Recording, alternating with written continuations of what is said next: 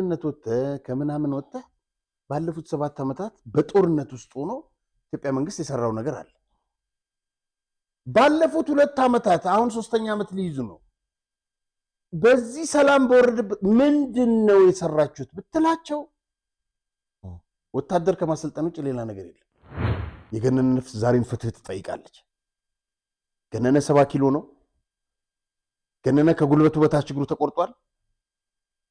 ገነነ የሚንጠለጠልበት ቤት ውስጥ ምንም አይነት ነገር የለም። አንድ ሰው ለመንጠልጠል 2 እግሩ መኖር አለበት። ገነነ ፌስቡክ ላይ የሚጻፈው ነገር ምንድነው? መጽሐፌን ግዙልኝ አይደል እንዴ? ገነነ ዩቲዩብ የከፈተው ላይ ምንድነው የሚጻፈው? ገነነ የሰራው መጽሐፍ ግዙኝ አይደል እንዴ?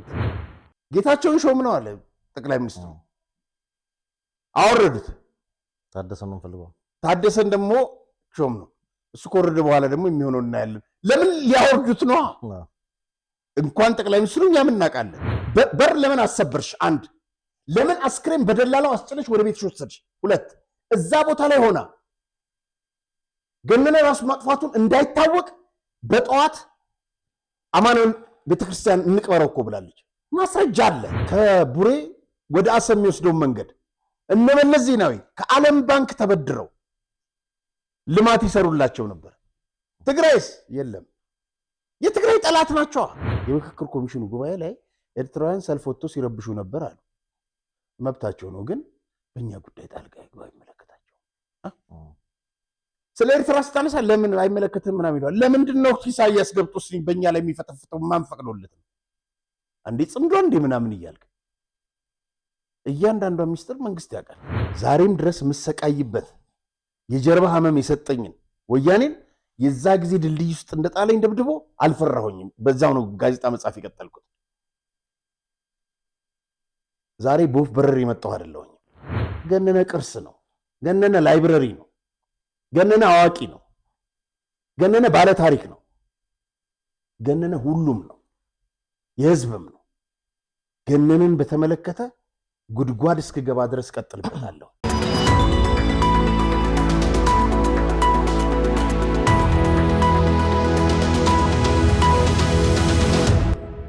ሰላም ጤና ይስጥልኝ ተመልካቾቻችን፣ እንደምን ሰንብታችኋል? የምትመለከቱት ኢትዮ ዴይሊ ቻናላችን ነው። ዛሬም እንግዲህ እንደተለመደው ወቅታዊና አዳዲስ መረጃዎችን ወደ እናንተ ለማድረስ ጋዜጠኛ አርያ ተስፋማርያምና ሮቤል ምትኩ እዚህ ስቱዲዮ ተገኝተናል።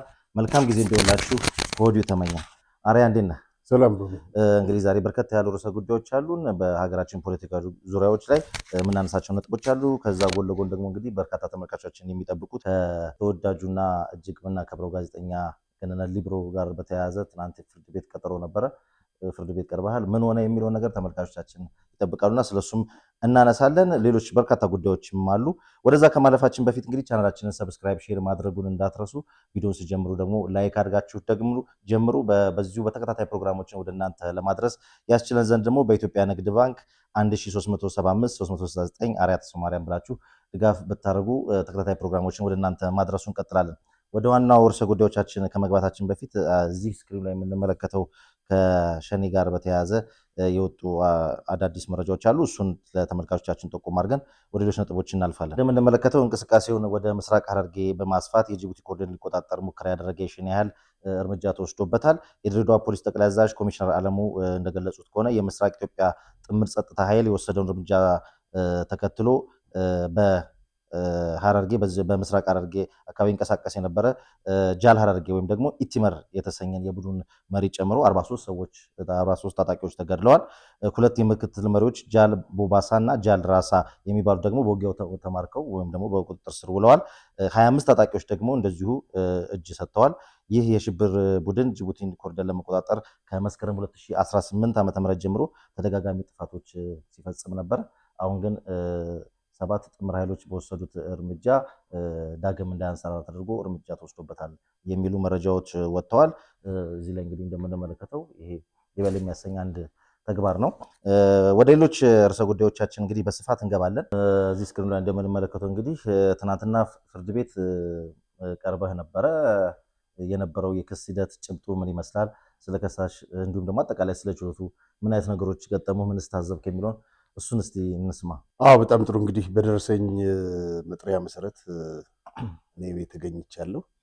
ከጠዋቱ 4 ሰዓት ከምናምን ይመስለኛል። ቂርቆስ የመጀመሪያ ደረጃ ፍርድ ቤት እዛ ነበረና መልስ የመጀመሪያ የቀረበ ክስ ነበር። ያው የዩቲዩብ ይውረድ ምናምን የሚል ማለት ነው። ለሱ ያው የመገናኛ ብዙሃን ኤጀንሲ እና የመናገር ነፃነትን አዋጅ በመጥቀስ መልስ አቅርቤ ነበር። ሌላ ክስ መጣ ደግሞ። ክሱ ተሻሻለ። እሺ እንግዲህ እዚህ ጋር እንደምታየው ከሳሽ ሴትዮዋ ነች እና ከጋዜጠኛ ገነነ መኩሪያ ደራሲ ጋር ከ95 ጀምሮ እስከ ጥር 13 አብረን ኖረናል። ገነነ ጥር 13 በአዲስ አበባ ዋካን ሆቴል ህይወቱ አልፎ ተገኝቷል። እስከ ጥር 13 አብረው ከነበሩ ዋካን ሆቴል ለምን ሞተ እንዴ? ከቤት አውጥታልን የጣለችው? ይሄ እኮ በቂ ምስክሮች አሉ። የድምጽ ሐሙስ ነው አውጥታ የጣለችው፣ ሰኞ ነው የሞተው። ዋካን ሆቴል ለምን ሞተ? አብረው ከነበሩ። ሁለተኛ የምስክር ምናምን የማስረጃ እጥረት የለብንም፣ ግን ከዛ ወረድ ትልና ምንድነው ምንትሴ ሆስፒታል ፍሮንሲኪ ምናምን ገነነ በመንጠልጠል ምክንያት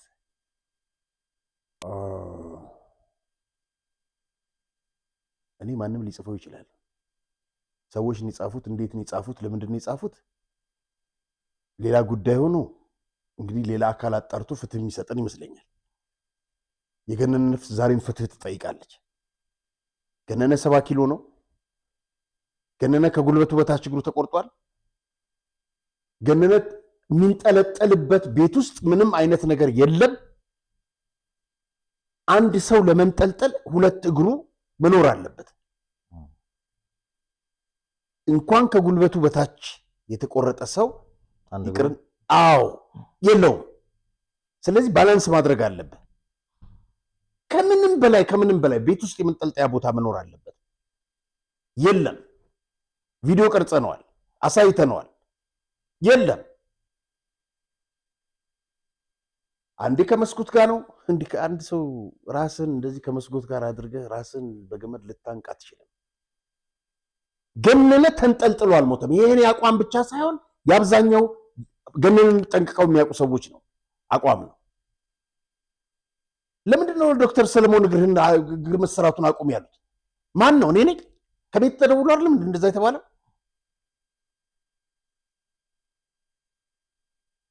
ለምንድን ነው በር ተገንጥሎ የተወሰደው አስክሬን? አስክሬንን የወሰደው ደላላ ትናንትና ነበር። እንደውም ምስክር ሆኖ ቀርቧል። እሱ ላይ እኔ ላይ እኮ በዚህ ክስ ላይ እሺ፣ ብቻ ያሳፍራል። እና እኔ ዛሬ የምጮኸው ስለገነነ ነው። ቅንጣት ታክል የምፈራው ነገር የለም። ወያኔም አላስፈራኝ። ዛሬም ድረስ የምሰቃይበት የጀርባ ህመም የሰጠኝን ወያኔን የዛ ጊዜ ድልድይ ውስጥ እንደጣለኝ ደብድቦ አልፈራሁኝም። በዛው ነው ጋዜጣ መጻፍ የቀጠልኩት። ዛሬ በወፍ በረር የመጣሁ አይደለሁኝ። ገነነን ከዛ ጊዜ ጀምሮ አውቀዋለሁ። ጠንካራ የዓላማ ሰው፣ የአቋም ሰው ነው። በጣም የማከብረው የምወደው ጨዋ ሰው ነው። ገነነ ራሱን አላጠፋም። ዛሬም ይሄንን ደግመዋለሁ። ገነነ በጭራሽ ራሱን አላጠፋም። ጣት የሚጠባ ህፃን ልጅ ካለ ተሰጠ የተባለ ማረጋገጫ ደብዳቤ ያንን ሊያምን ይችላል። አእምሮ ያለው ሰው ግን ሊያምን አይችልም። አንድ ከፍተኛ የፖሊስ ኮሚሽነር ሳነጋግራቸው ያሉኝ ይህንን ነው። አንድ ሰው እግሩ ከጎደል ታንቆ ሊሞት አይችልም ያሉ። አይችልም። ምርመራ እንዲጣራ ምርመራ እንዲደረግ ትእዛዝ የሰጡት እሳቸው ናቸው። አይሆንም። ገነነ ራሱን አላጠፋም። ማንም ይስጥ ማንም እንትን ይበል፣ ያ የምርመራ ውጤት ስህተት ነው ነው። እንደገና መመርመር አለበት። ጥያቄ አለ። ጥያቄውን በሚቀጥለው ፕሮግራም ከነ ማስረጃ ይዘን እንመጣለን። ጥያቄ አለ። ስለዚህ እምልህ የገነነን ነፍስ ፍትህ የምትለውን ነገር መጨረሻ ድረስ እንሄድበታለን። ማንም አያስቆመን። በግሌ ማንም አያስቆመኝ እና ምንድነው ከሞት 1 ዓመት ተኩል ሆነው በተለያዩ ጊዜ አዘጋጅተው ይቻላላቸው አንደኛነት ተከሳሽ ኢትዮ ዴሊ ምናምን ፕሮግራሞች እንዲህ ከሞት 1 ዓመት ለምን 10 ዓመት አይሆንም? ገነነን እናነሳዋለን፣ ዛሬ እናነሳዋለን። ታሪኮች የጠፉት እንዳይነሳ ነበር። የሱ ታሪኮች ከዩቲዩብ ለምን እንዳያጠፋቸው እሱ ነው የሰራቸውን ታሪኮች ታሪኩን ማጥፋት እኮ ነው ያዘችው እና እኛ ለዓመታት እንዳይቀመጥ ነው እነዛ ታሪኮች። እኛ ያንን እንትን ብለን ዝም እንድንል ፈርቶ ዝም የሚል ካለ ሌላው ተከሳይ የሰሯቸው ዘገባዎች ፕሮግራሞች ለበርካታ ህዝብ የደረሱ ሲሆን ፍጹም መሰረተ ቢስ በሆነ ሁኔታ እንደ ሚዲያ ባለሙያው ከሳሽን አንድ ቀን ለማናገር እንኳን ሳይሞክሩ እኔ መጀመሪያ ለማናገር ፈልገ ማን መሰለ መጀመሪያ ያናገራት እንትና አማን ደውለው አነጋግረዋታል። በጋሻው አማን ሶስተኛና አራተኛ ተከሳሽ ፈቃደኛ አይደለሁኝ፣ በገነነ ዙሪያ ምንም መናገር አልፈልግም ነው ያለችው። የገነነ የጀመረ የስልጣን ሐሳብ እንዲቀጥል በሚል ሰይድ ቤት ሄዶ ሲያነጋግራት በቃ እሱም እንትን ብሏል። ሁለተኛ ስለዚህም ጉዳይ አላነሳም ነው ያለችው። ሶስተኛ ገነነ ፌስቡክ ላይ የሚጻፈው ነገር ምንድን ነው? መጽሐፌን ግዙልኝ አይደል እንዴ? ገነነ ዩቲዩብ የከፈተው ላይ ምንድን ነው የሚጻፈው? ገነነ የሰራው መጽሐፍ ግዙኝ አይደል እንዴ የምትለው? ህዳር ነው ሀዳር የሚለው ዩቲዩብስ የሰራቸው እነዚህ ታሪክ ምርጥ ታሪክ ቀመስ እንትኖች ፕሮግራሞች በሞተ ማግስት አይደል እንዴ የሰራቻቸው? የሉም እኮ። ስለዚህ ገነነ የሀገር ሀብት ነው። ገነነ ሚሊዮኖች ተከታዮች አሉት። ገነነ ቅርስ ነው። ገነነ ላይብረሪ ነው። ገነነ አዋቂ ነው። ገነነ ባለ ታሪክ ነው። ገነነ ሁሉም ነው፣ የህዝብም ነው። ገነነን በተመለከተ ጉድጓድ እስክገባ ድረስ ቀጥልበታለሁ። ያሰብኩት ነገር አለ። ታላቅ የሽያጭ መርሃ ግብር ከጊፍት ሪል ስቴት። ጊፍት ሪል ስቴት ከከተማ አስተዳደር ጋር በጋራ በመሆን በመሃል ከተማ ለገሃር ትልቅ የመኖሪያ መንደር እየገነባ መሆኑ ይታወቃል። 2018ን ምክንያት በማድረግ ለተወሰኑ ቤቶች ከ20% እስከ 25% የሚደርስ ቅናሽ አድርጎ ከ55/45 የባንክ አማራጭ ጋር ይጠብቆታል። ባለ 1 መኝታ 65 ካሬ በ357,000፣ ባለ 2 መኝታ 108 ካሬ በ596,000፣ ባለ 3 መኝታ 163 ካሬ ከ900,000 ብር ቅድመ ክፍያ ጀምሮ የቤት ባለቤት ይሁኑ ይሎታል። የዚህ ዕድል ተጠቃሚ ለመሆን እና ሳይቶቻችንን ለመጎብኘት በ0992 02 1244 ይደውሉ። ጊፍት ሪል ስቴት። መጽሐፍ እጽፋለሁ። የዚህን ምርመራ ውጤት አይቼ በጣም ብዙ በርካታ መረጃና ጉዶች አሉ። ለምን የፈለገ ከመከሰስ በላይም ነው እውነትን ተጋፍጠህ የፈለገ ነገር ብትሆን ይሻላል። ገነነ እኮ ምስኪን ነው። ከዛ ሁሉ እውቀት ጀርባ ደግሞ ምስኪንነቱ ይገላል። የዋህነቱ ለሰው የሚሳሳ ሰው ነው።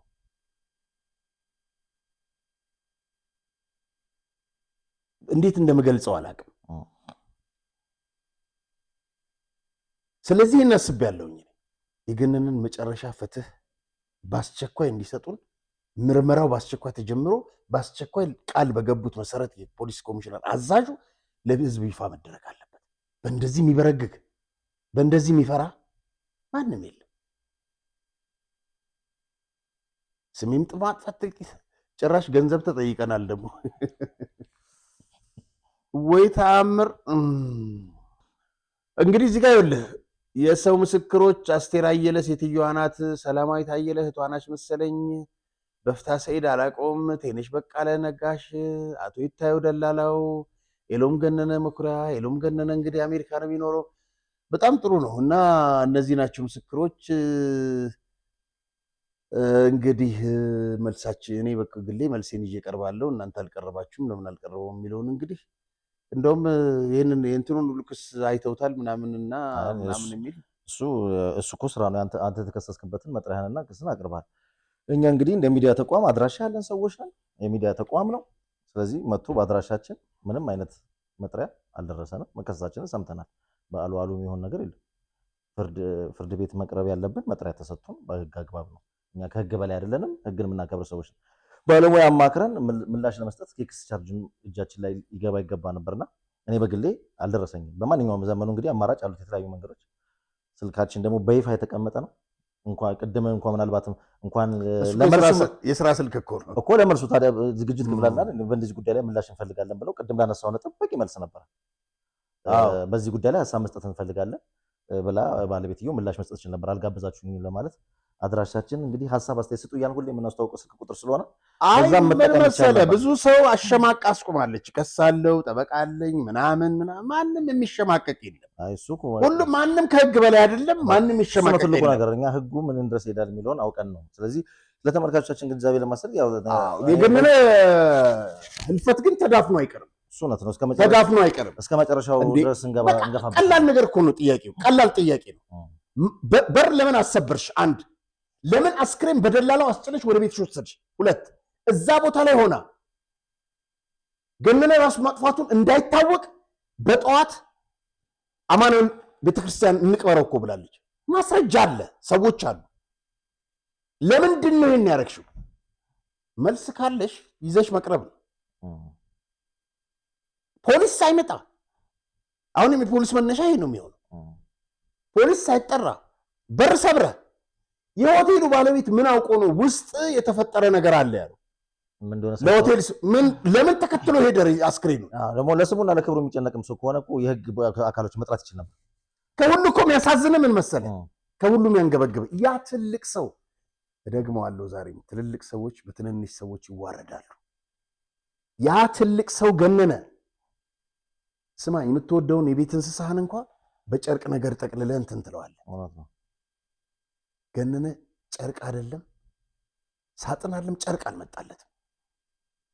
እዛ ስጋ ቆራጮች ጋር ከሆቴል ውስጥ ጋር 4 ሰዎች ደላላው አለ 5 እንደ ዕቃ አምጥተው ፒካፕ መኪና ላይ ነው የተወረወሩት።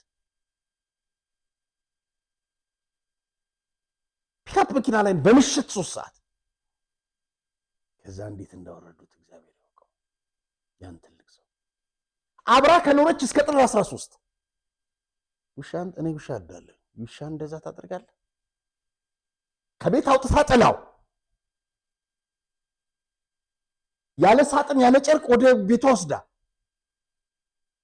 በነጋታው ይቀበር የምትል ሬሳ ሳታስመረምር ፖሊስ ሳይጠራ፣ ይሄ እኮ ከወንጀልም ወንጀል።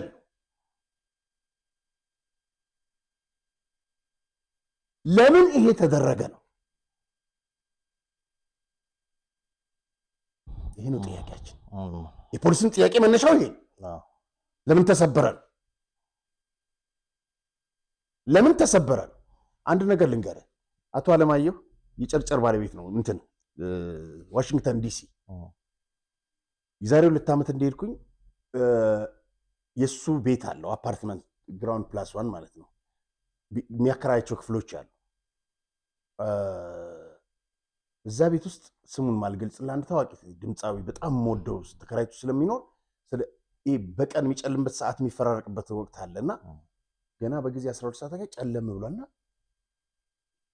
ከዛ ወጥቼ ከቤት ፊት ለፊት ሳየው ግርግር አለና ደወልኩለት ለአለማየሁ። ሰዎቹ በልብ አይታዩምና ማን የሞተው ምናምን አልኩት። እዛው አለ እዛው ግን አልኩት። አዎ አለኝ አሌክስ። እና ሄድኩኝ።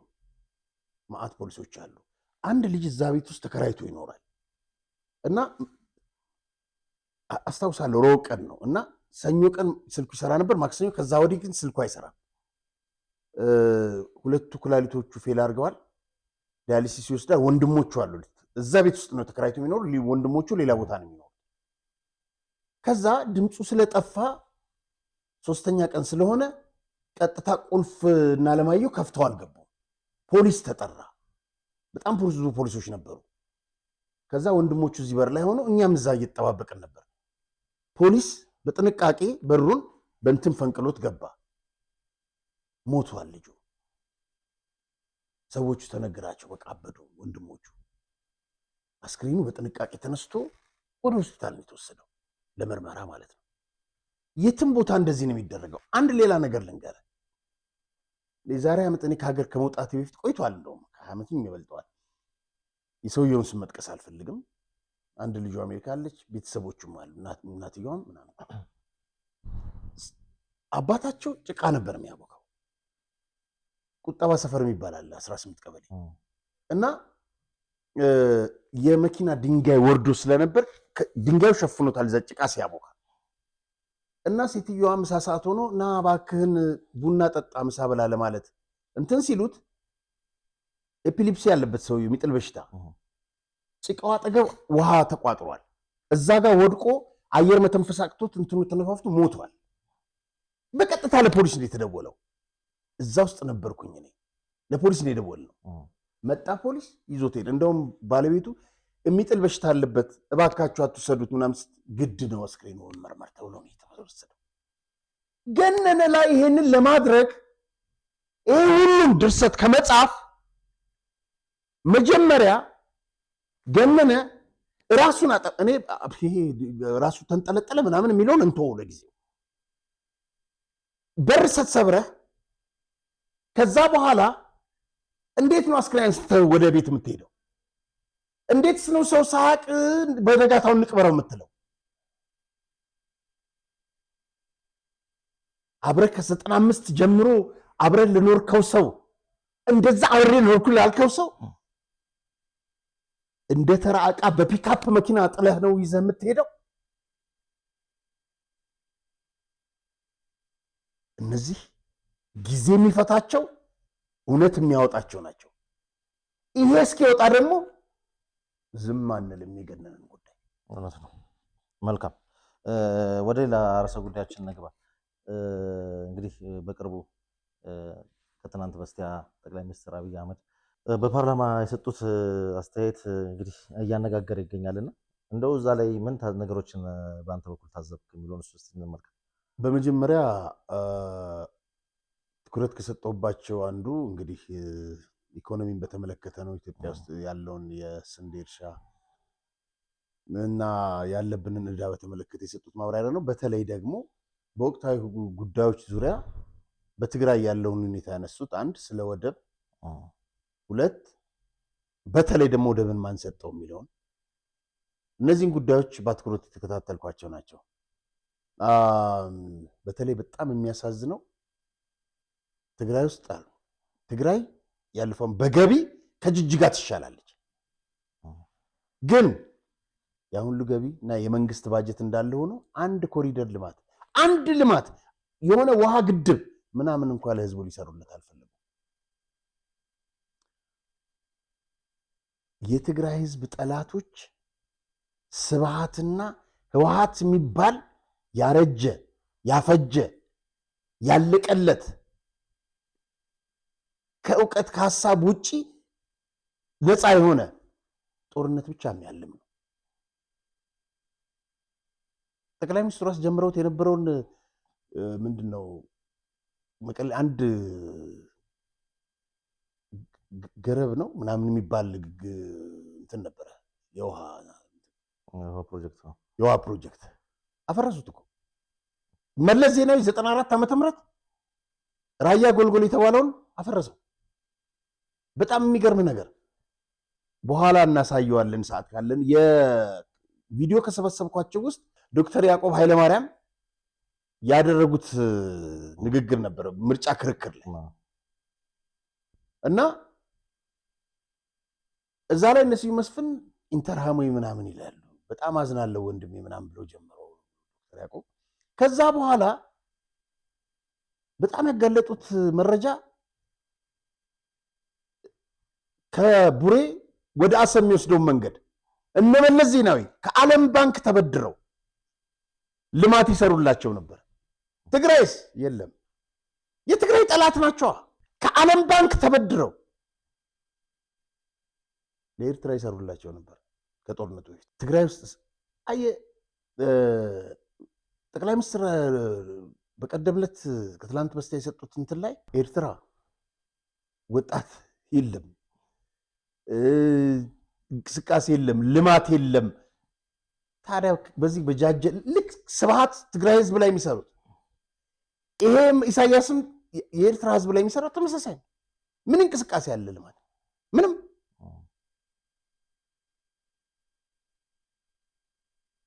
ሁለቱም ሻዕቢያም ሆነ ወያኔ አንድ የሚያደርጋቸው ህዝቡን አድቅቀህ አስርበህ ረግጠህ ግዛው ነው። በ30 ዓመት ታስታውስ እንደሆነ ትግራይ ስትለማ ምናምን ሌላው ይድማ እየተባለ ትግራይ እንደዚህ ሆነች፣ ትግራይ እንደዚህ ሆነች ምናምን ይባል ነበር አይደል? ግን በገሃድ እነሱ ከስልጣን ሲወርድ ታይ አንድ ሰው ወር ሙሉ ያስቀመጠውን እንጀራ ይበላል። አይታችኋል? ስንት እናትና አባቶች ደም አልቅሰው በየቤታቸው ተሸሽገው የለ አንድ ሰው ዞር ብሎ ጠይቋቸው ያውቅም። አንድ ጀነራል አስታውሳለሁ፣ የህወሓት ባለፈው ከሰዓረ ጋር የተገደለው ስሙ ለጊዜው ረሳሁት እንጂ እናቶች 5-6 ልጆቻቸው ናቸው። ዛሬም አምጡ ልጆቻችሁን እያሉ ነው። አምጡ ልጆቻችሁን እያሉ ነው።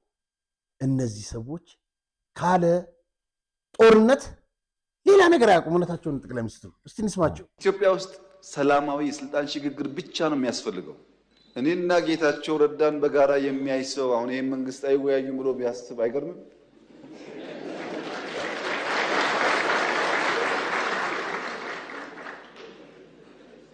ሰው ሊስት ይችላል። የግል ጉዳይ አይደለም።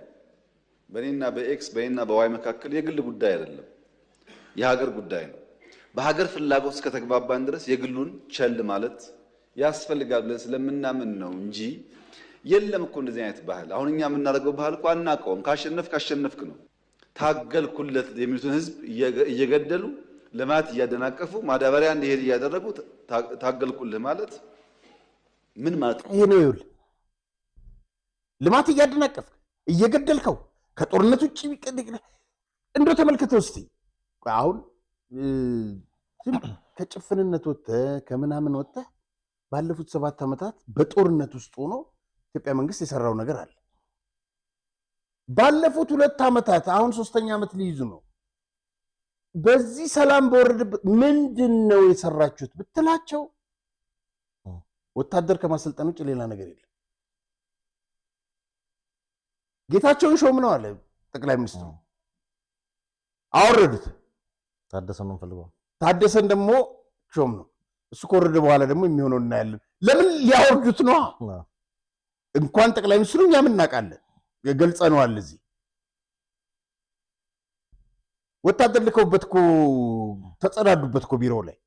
ያ ምንድን ነው የሚያሳይ? ማን ይሄን ያደረገው? እኔ እናንተ ወይም ኢትዮጵያ መንግስት ያሰማራው ኃይል ነው? አይደለም። ያደመ ቡድን ያሰማራው ኃይል ነው። አልፈለጉትም። ስለዚህ እንኳን አልፈለጉት ለነገሩ አቋም የሌለው ሰው ስለሆነ ማለት ነው። የነዚህን ባንዳዎች ውሎ ማየት በቂ ነው።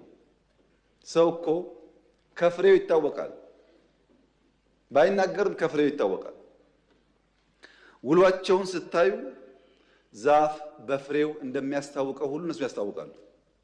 ለምሳሌ ፓርቲ የሌለበት ሀገር፣ ምርጫ የሌለበት ሀገር፣ ህገ መንግስት የሌለበት ሀገር፣ ወጣት የሌለበት ሀገር፣ ተስፋ የሌለበት ሀገር ተለጥፎ ለኢትዮጵያ ተስፋ ሊያመጣ የሚችል ሰው ይኸውልህ፣ በጣም ደስ ይላል። ወጣት የሌለበት፣ ተስፋ የሌለበት፣ ልማት የሌለበት ምንም ነገር የለውም እኮ ኤርትራ።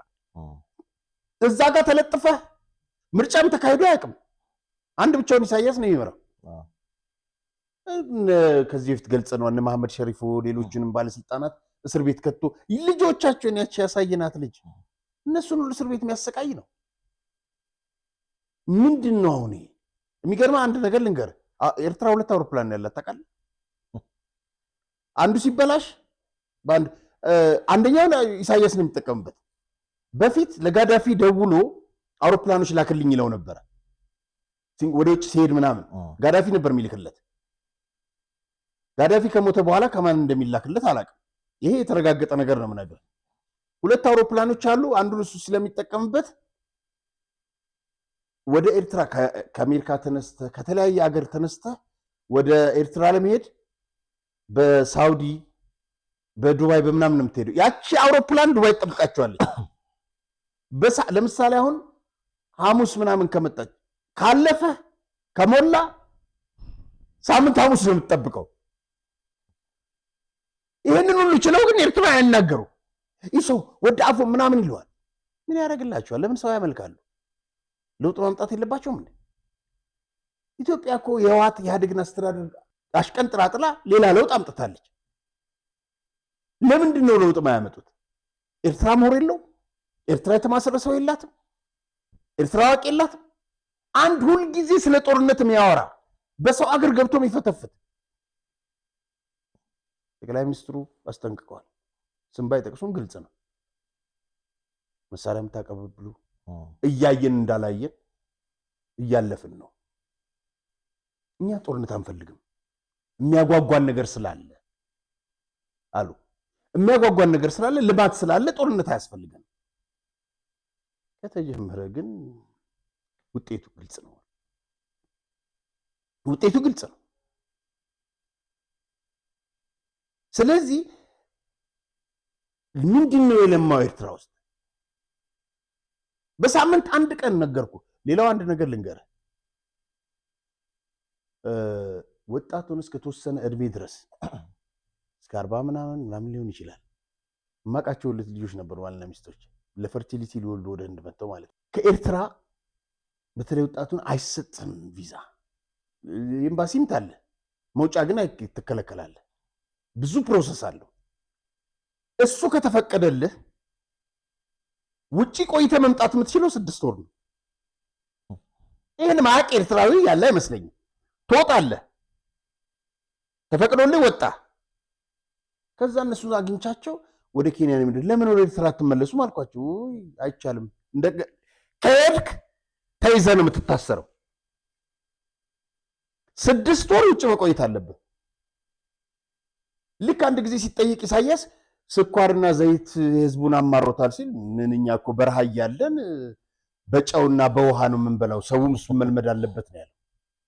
የምትበላውን ይመርጥልሃል፣ ከሀገር ወጥተህ የምትመለስበትን ይመርጥልሃል። ዶላር ፓንታ አይቀርም ሲበረበር፣ ይዘህ የምትገባውን ዶላር እሱ ነው እንትን የሚልልህ። የምትገናኘው እንዳለ ሰላይ እንትን አለ። በቃ እንደ እንትን ነው፣ የሆነ ምንድን ነው የሚባለው ማጂክ ምንድን ነው የሆነ እንትን የሚሰራ የሚከተል መንፈስ አድርገው ነው የሚወስዱት እንትናን የሚያዩት። ኢሳያስ ጃጅ ሰው አለ ሰው 90 ምናምን ዓመት አይሞላው ይሆናል። እነ ስብሐት እኩያ ነው።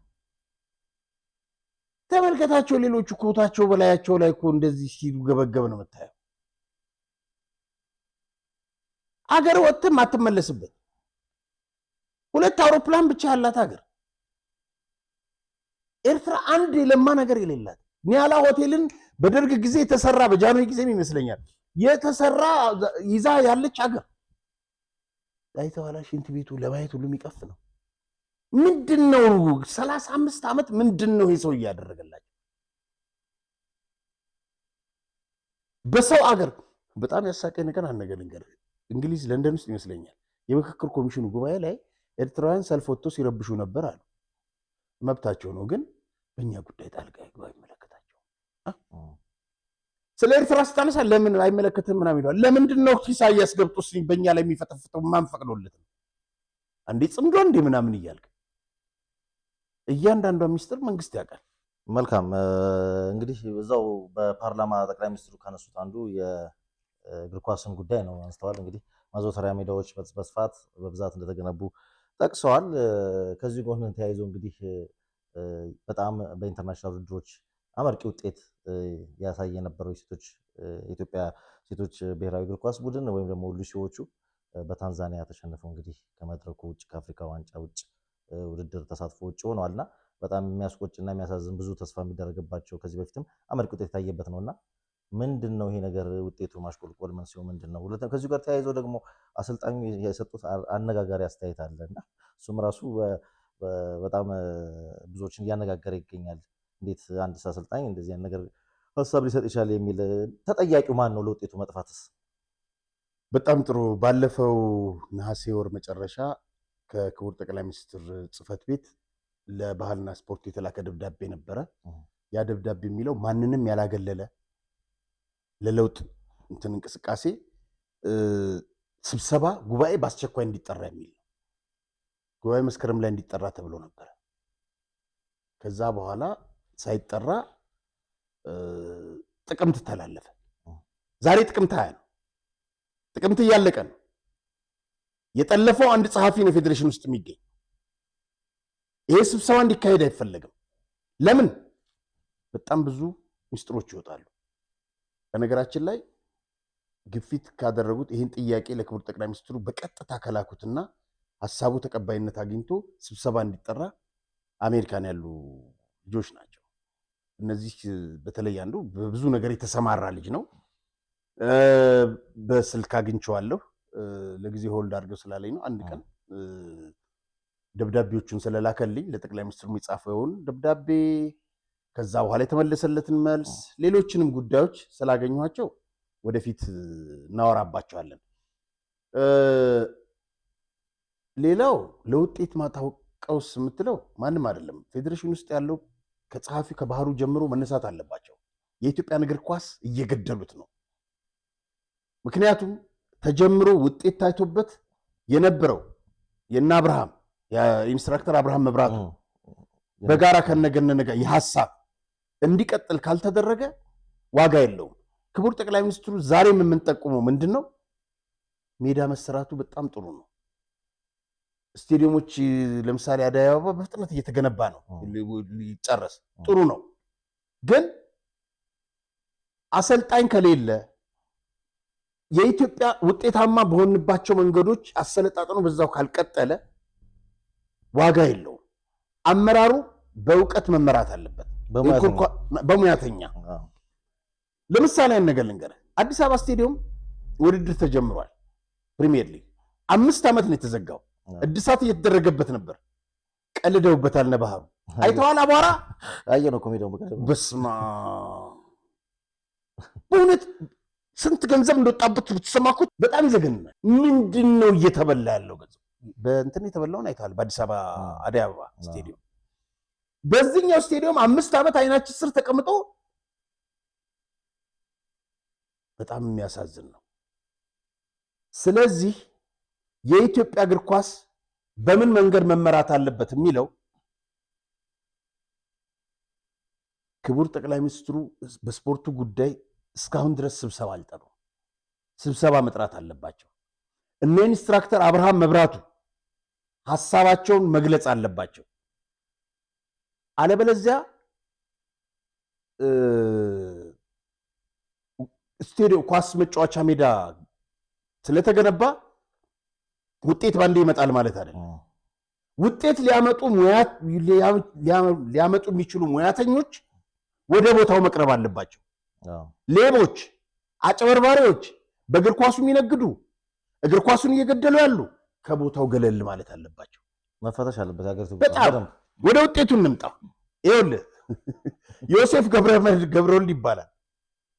ከቀዝቃዛ ቦታ መተን ድሬዳዋ ላይ በዚህ ሙቀት መጫወት በጣም ከባድ ነው ብሎ ቁጭ። ድሬዳዋ እኛ ሀገር አይደለም። ታንዛኒያዎች መጥተው ከታንዛኒያ መጥተው 1-0 ሲያሸንፉን በገዛ ሀገራችን የተጫወተን አይመስልም። አይበቃም እንደዚህ አይነት ምክንያት። ለሙቀቱም እኮ ዝግጅት ድሬዳዋ ቀደም ብሎ ሄዶ መዘጋጀት ይቻላል። ቀደም ብሎ ደግሞ ከተፈለገ ወደ አዳማም ሄዶ ሙቀት ቦታዎች ላይ እኮ መለማመድ ይቻላል። ይሄ ምንድን ነው? ምን ችግር አለ? አገር እኮ ነው አይደለም። ሙቀቱን ለመድበክ ታሰበ። ከአዲስ አበባ ከሆነ ያለው ሁሉም ዞር ጠጋ ብለው እኮ አዳማ ተለማምደው መሄድ ይቻላል። ታንዛኒያ ያውቀዋል እንዴ? እዚህ ነው እንዴ የነበሩት? አልነበሩም። የነሱ ሳይሆን ለነዚህ አመክንዮ ለሱ ላቀረበው አመክንዮ እንደው መፍትሄው ይሄ ነው። ታንዛኒያ እኮ አሸነፉ በልጠው። ያው በትክክል ይሄ ሰውዬ ከቦታው ካልተነሳ የኢትዮጵያ እግር ኳስ ውጤት አያመጣም። አንድ ነገር ልንገርህ። ይሄ ሰው ፍሬው ኃይለ ገብርኤል ይባላል። የኢትዮጵያ ብሔራዊ ቡድን እዚህ ጋር ተመልከት። የኢትዮጵያ ብሔራዊ ቡድን የሴቶች ብሔራዊ ቡድን በምስራቅ አፍሪካ ዋንጫ ያመጣ ለዓለም ዋንጫ ለማለፍ በጠባብ ጎል ተሸንፎ የወደቀ ምርጥና ድንቅ አሰልጣኝ ነው። ዛሬ የት ነው ካልከኝ፣ ይኸውልህ የኡጋንዳን ካምፓላ ኩዊንስን ውጤታማ አድርጎ ኡጋንዳ ውስጥ የታወቀ አሰልጣኝ ነው። በምን ተባረረ ካልከኝ፣ ጉቦ አልሰጥም ስላለ። እርግጠኛ ሆኜ ነው የምነግርህ። አንድ የፌዴሬሽን አመራር፣ አንድ ጽህፈት ቤት ውስጥ የሚሰራ ትዳር መሰረትኩኝ አለ። መብቱ ነው። ለፍሬው በአንድ ደላላው በኩል ለአሰልጣኝ ፍሬው እንትና እኮ ጎጆ ወጥቷል እና ያው ከምታገኘው የቤት ዕቃም ወይ ገንዘብ ወይ የቤት ዕቃ አልሰጥም። እኔ እኮ ሰርቼ እንጂ ሰርቄ አይደለም ማገኘው ደሞዝ። በዛች ምክንያት ውሉ እንዳይታደስ ተደረገ። በኢትዮጵያ ብሔራዊ ቡድን ታሪክ 3 ወር በነፃ ያገለገለ እሱ ነው፣ ፍሬው ነው። 3 ወር። ከዛስ ያችን አልሰጥም ስላለ የፌዴሬሽኑ ይሄው እንግዲህ ፕሬዝዳንቱ እንደዚህ አድርገው እያመሰገኑት ነው። ዋንጫ ሲይዘው ዋንጫ አምጥቶ እከሌ ነው ሲባል እነ ኢሳያስ ሲያውቁ በአንድ ሰው ብቻ ጉቦ አልሰጠህም ተብሎ ከኢትዮጵያ ብሔራዊ ቡድን እንዲነሳ ተደረገ። እንግዲህ ሄዶ ስኬታማነቱን አሳየሱ። አንበሳ ነው እንጂ አንበሳ ነው።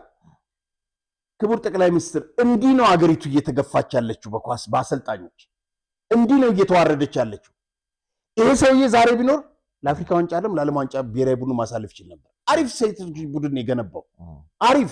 አሁን አሰልጣኝ በማህበራዊ ትስስር ገጾች ላይ እንዳየነው ከሆነ ደግሞ ከውጭ የመጡትን ተጫዋቾች ወቀሰ። እንደጠበቅኳቸው አልሆኑልኝም የሚል ሀሳብ አቅርቧልና ግዴታ ከውጭ ስለመጡ ማሰለፍ የለበትም እኮ እንደጠበቁልኝ ያሉ የተጫዋቾችን አቋም ማወቅ ያለበት እሱ ነው። እዚህም ያሉትን ሆነ ከመጡ በኋላ ያሉትና የሚቀርቡት ምክንያቶች የሚያስቁ ናቸው። እንደው በጣም ላለፉት ስንት ዓመታት እንግዲህ ገነንም ሲደክምበት የነበረው ጉዳይ ነው። ባለፈው ከሰይድም ጋር ስናወራ ኢትዮጵያ በቃ ምክንያት ጨርሰናል። ምክንያት ምንም የምታቀርበው ምክንያት የለም። በገዛ ሀገር እየተጫወት አየሩን ታሳብባለህ። ከዛ ደግሞ ከውጭ የመጡት ተጫዋቾች እንደዚህ ሆነው በግል ሲንቀሳቀሱ ነበር።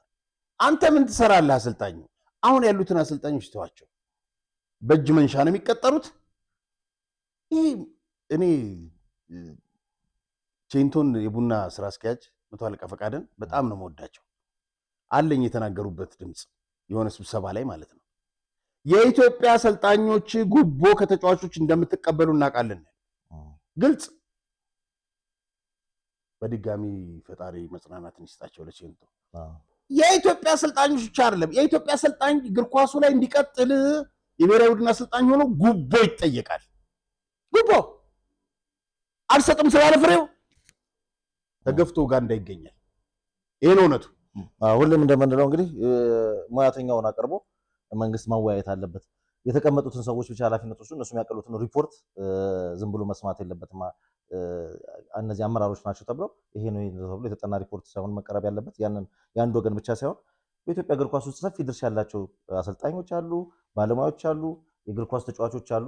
የነበሩትንም አሁን ያሉትንም አንድ ላይ ጠርቶ ለመፍትሄው በፍጥነት ማሰብ ይበጃል። ሜዳውን ብቻ ተሰርቶ መናፈቅ ውጤት መናፈቅ ዘበት ነው የሚሆነው። በጣም እውነት ነው። እንደውም አሁን ይካሄዳል በተባለው እንግዲህ ተጠልፎ ካልቀረ በዛ ጉባኤ ላይ አንዱ ፍሬው አሰልጣኝ ፍሬው መጥቶ የደረሰበትን ብቻ አይደለም የኢትዮጵያ እግር ኳስ በምን አይነት መንገድ መጓዝ እንዳለበት የመፍትሄ አቅጣጫዎች በእጁ ስላሉ ሊጋበዝና በዛ ጉባኤ ላይ የራሱን ሐሳብ መስጠት ይችላል። እንደውም ለአንድ ለሚቀርበው ሰው ምንድን ነው ያለው?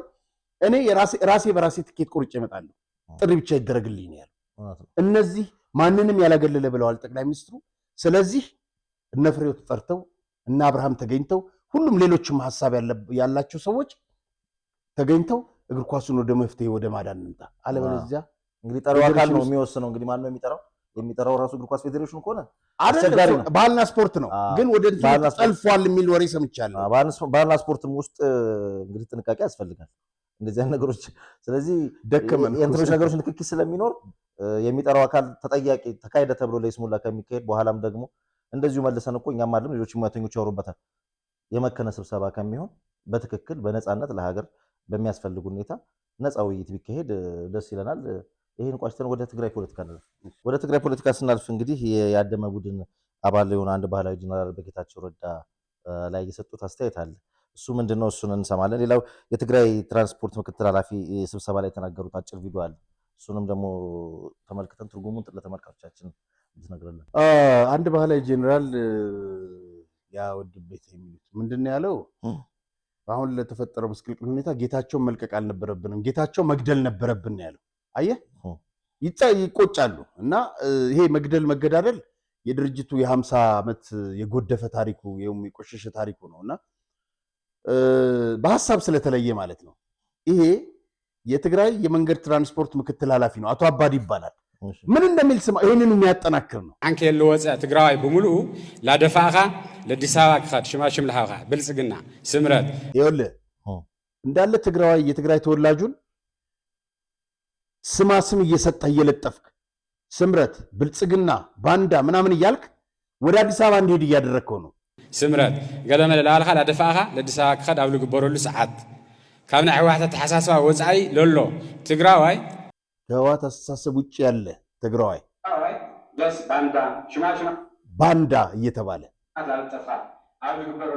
እየለጠፍክ ገባ ባንዳ እያልክ እየለጠፍክ ከይዲ ሃሜ ገይረኹም ኢኹም ትግራይ ናይ ተጋሩ። ከዛ ምንድነው የሚለው መጨረሻ ላይ ከዚህ አስተሳሰብ ሳትወጡ እንዴት ነው ትግራይ የትግራዋይ ትሆናለች የምትሉት? በቃ ከነሱ አስተሳሰብ ውጭ ሆነው ማለት ነው።